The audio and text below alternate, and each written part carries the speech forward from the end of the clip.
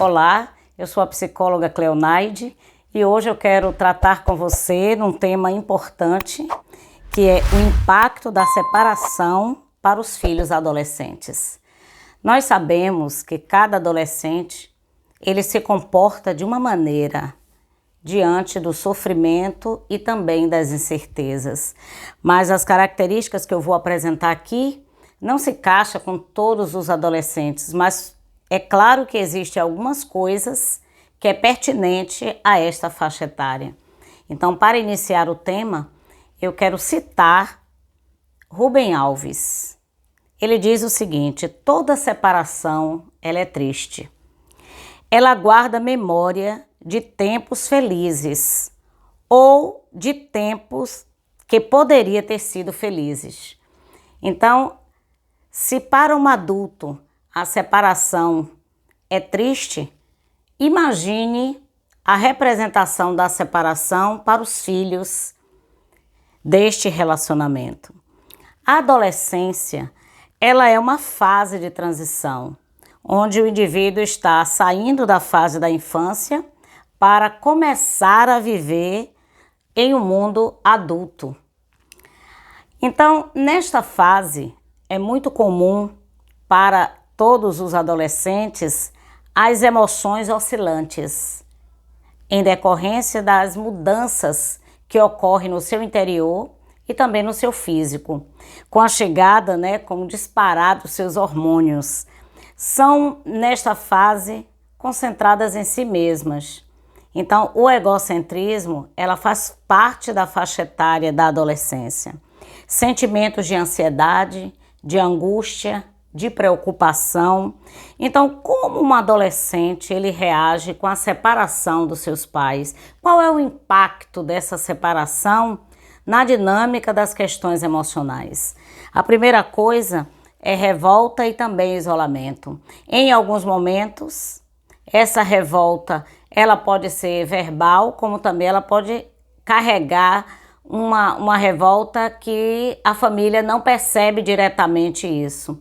O isolamento, a presença mais constante no quarto ou isolado, isso também faz parte da elaboração de um luto de uma família que ele esperava que ficasse para sempre juntos.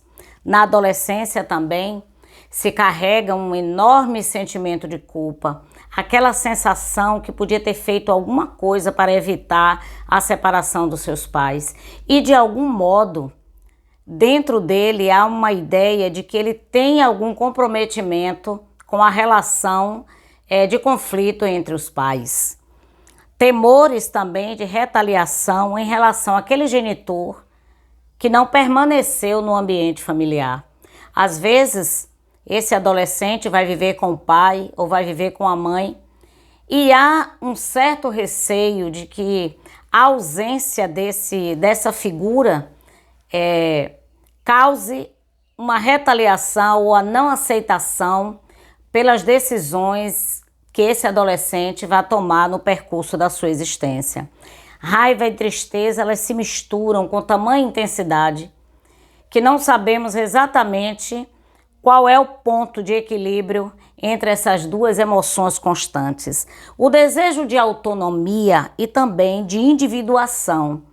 É claro que na fase da adolescência é a fase em que este menino ou esta menina está entrando na fase de tomar decisões essas em relação à sua profissão, em relação a relacionamentos. Então não é de fato uma fase muito fácil para viver. Agora, afinal de contas, de quem é a guarda?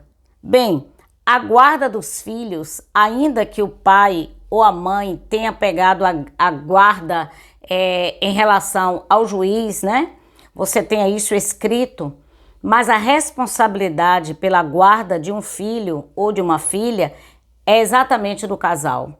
Não importa se houve separação, pai continua sendo pai e mãe continua sendo mãe. Então, o princípio de autoridade, tanto do pai como da mãe, ele gera no filho saúde emocional, saúde mental. para quem está aprendendo a viver as contradições da vida. A sensação de desamparo pode ocasionar um avanço no sentido da automutilação, da gravidez, na adolescência, uso de drogas.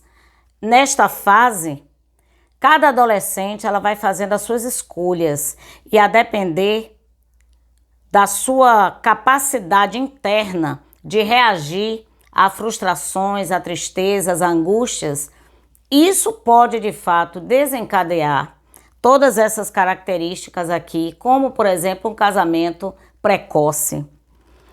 Distinguir com muita clareza qual é o papel conjugal e qual é o papel ou a função parental. Isso precisa estar muito claro para os pais. São duas pessoas adultas e uma adolescente, ou duas pessoas adultas e uma criança. Desse modo, os adultos eles precisam agir de maneira adulta, de maneira em que demonstre exemplo de maturidade, para que esse fortalecimento possa alcançar esse filho adolescente. Mas quando esse filho ele convive diariamente com assassinato moral de um dos cônjuges, isso vai causar nessa criança um sangramento, nesse adolescente, um sangramento nos seus afetos e também na sua referência. Pode parecer que não há dano quando você fala mal, quando você tenta descaracterizar aquela figura paterna ou a figura materna para aquele adolescente que você está convivendo. Pode ser uma coisa muito sutil, muito tranquila, mas na realidade a alienação parental causa um dano muito grande nessa fase da adolescência e em todas as fases também da criança. É comum a gente ouvir assim, ou de um pai ou de uma mãe dizendo assim: eu sou pai e mãe desse adolescente. Isso não é uma verdade.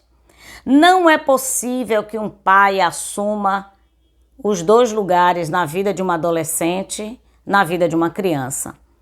O pai, ele tem uma função importante e a mãe também tem uma função muito importante. Então, a preservação da identidade desses dois na vida de um adolescente coopera para que ele passe pela vida de maneira mais encorajado, fortalecido e tendo condição de enfrentar as adversidades comuns do dia a dia.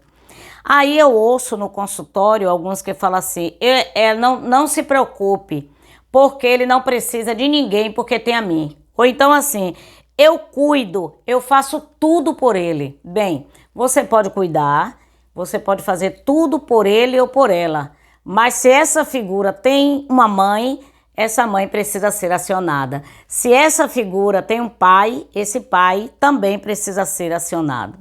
E o que eu tenho a ver com isso? Quando um filho adolescente ele não respeita os seus genitores, ele está sendo reforçado a passar pela vida selecionando com quem ele deve agir de maneira adequada. Na realidade, toda quebra de princípio existe uma consequência. Então, quando um pai descaracteriza essa figura materna, quando essa mãe descaracteriza essa figura paterna, o que é que acontece? A pessoa tem a sensação de que aquilo ali vai passar tranquilo. Mas eu quero lhe perguntar, pela vida, como esse adolescente vai reagir em relação aos seus colegas na faculdade, quando ele começar a viver conflitos com esses colegas? Vai haver o cancelamento deles? E no ambiente com os irmãos, no momento em que é afastado pessoas da família para que aquele adolescente não conviva, aí eu quero lhe perguntar, pela vida, esta pessoa vai viver toda forma de cancelamento cada vez que a sua vontade for contrariada?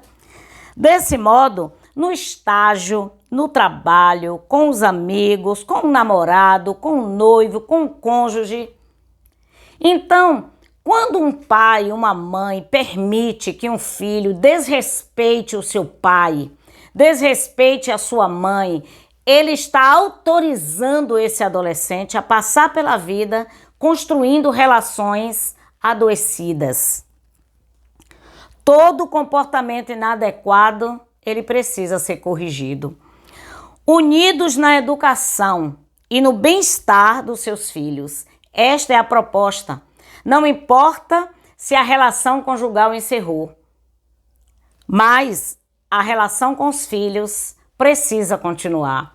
Desse modo, ambos precisam tomar decisões que cooperem com o bem-estar daquele filho adolescente, estabelecendo combinados, estabelecendo limites que são defendidos pelo pai e também pela mãe.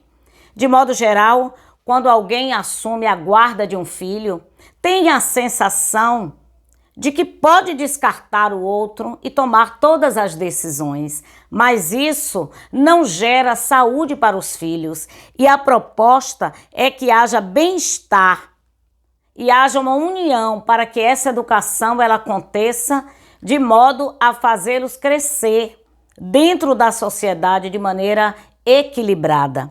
Então, agir com justiça.